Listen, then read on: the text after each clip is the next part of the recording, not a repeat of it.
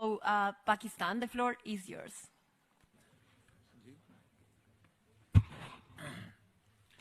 Thank you, Madam Chair.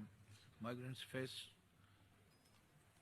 myriad of challenges in countries of transit and destination, which has been exacerbated by the pandemic. Drivers of migration already present before the pandemic have not only persisted but have in some instances increased. Borders have been closed and pathways for regular migration have been reduced, pushing many migrants to resort to the services of smugglers and risking their lives.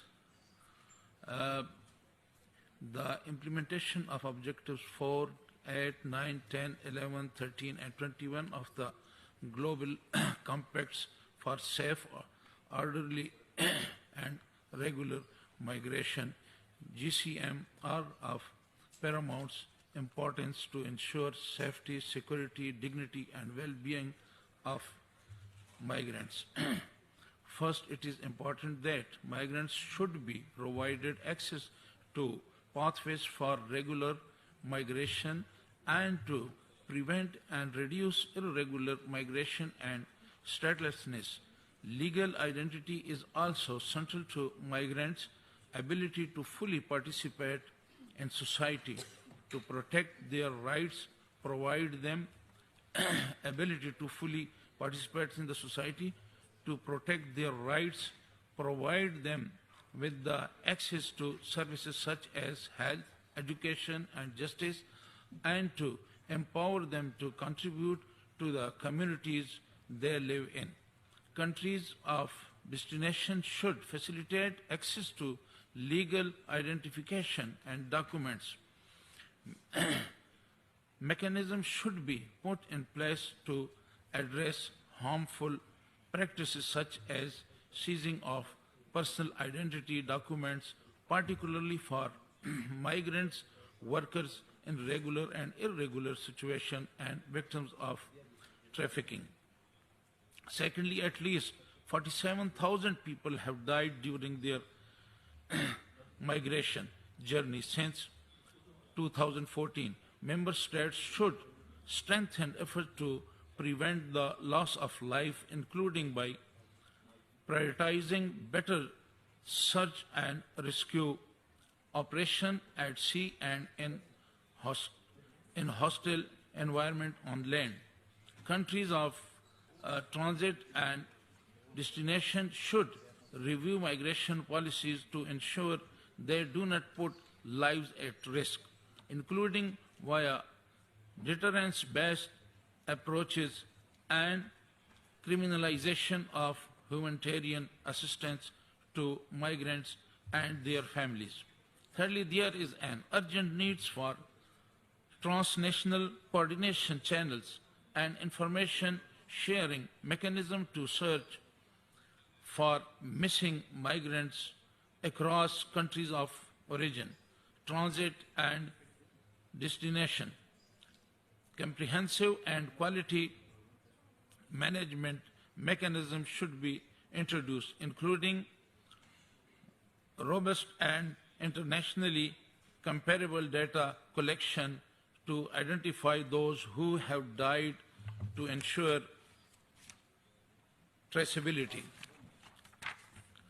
Fourthly, along with migration routes, enhanced cooperation is required to address reported incidents of aggravated forms of migrants smuggling involving endangerment of lives, violence, abuse, and exploitation, and the related challenges to effectively protect migrants' life.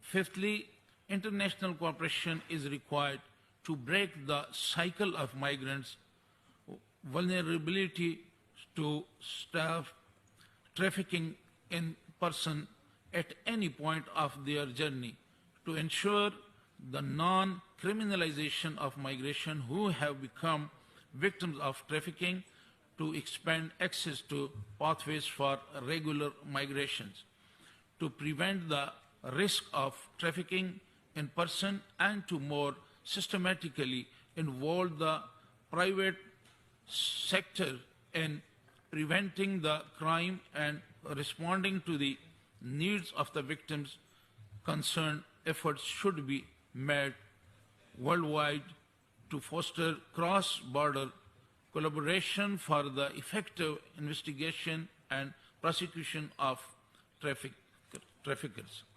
Lastly, the lack of agreed minimum standards included how to measure the sustainability of reintegration and other factors such as lack of proof of legal identity, as well as persistent gaps in international cooperation on readmission, pose a risk for safe and dignified return and can increase migrants' vulnerability.